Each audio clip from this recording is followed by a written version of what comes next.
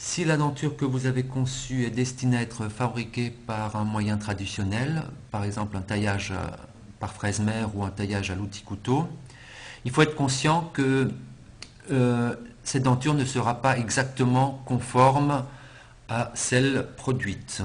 En effet, en pied de dent et en sommet de dent, vous pouvez constater de légers écarts.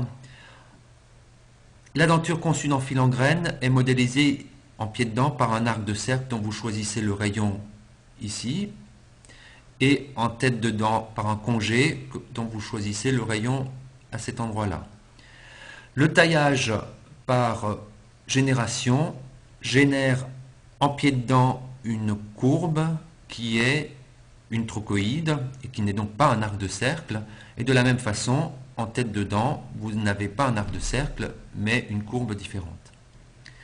Bien, si ceci peut vous gêner, on a la possibilité de calculer exactement le profil généré par une crémaillère donnée. Pour ceci, il faut aller dans le menu conception pignon ou conception rousse, suivant l'organe que vous voulez tailler, donc allons dans le pignon. À ce moment-là, on peut ici dessiner la crémaillère génératrice et calculer le profil que cette crémaillère va générer.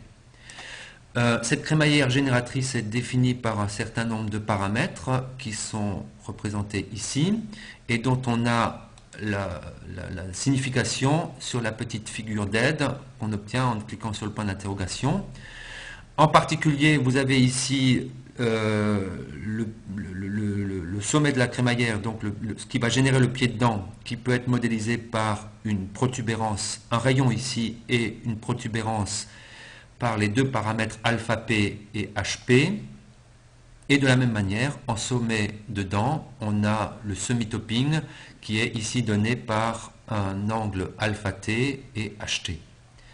Donc, jouons un peu avec cette possibilité. Je vais ici définir une crémaillère, encore une fois, très exagérée, avec une protubérance très importante, par exemple ici 0,75, avec donc ici une protubérance très importante et un angle alpha P, laissons 0. Et pareil, un semi-topping ici avec un angle alpha T de 50 et un HT, mettons, de 0,8. 0,7 même. Allez. Très bien. Donc cette crémaillère, on voit bien que pour le moment, si je la fais fonctionner, elle génère, elle ne génère pas plutôt la denture bleue, en particulier en pied de dent, on voit bien que il y a un écart ici. Donc je peux maintenant déclencher un calcul qui va faire exactement ce que je fais à la souris, c'est-à-dire positionner la crémaillère sur son mouvement d'enveloppe et calculer pour chaque position l'intersection de cette crémaillère avec le profil.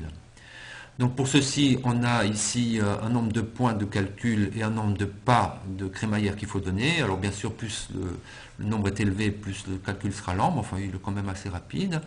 Et je lance le calcul de cette manière-là. Et à ce moment-là, le profil bleu est, disons, mis à jour et respecte exactement le mouvement d'enveloppe de la crémaillère. Ce profil sera pris pour les calculs ultérieurs, en particulier les calculs d'usinage. Et donc, les valeurs sont ici figées, je ne peux plus les changer, à moins de cliquer sur modifier la géométrie, ce qui détruit le calcul fait. Voilà.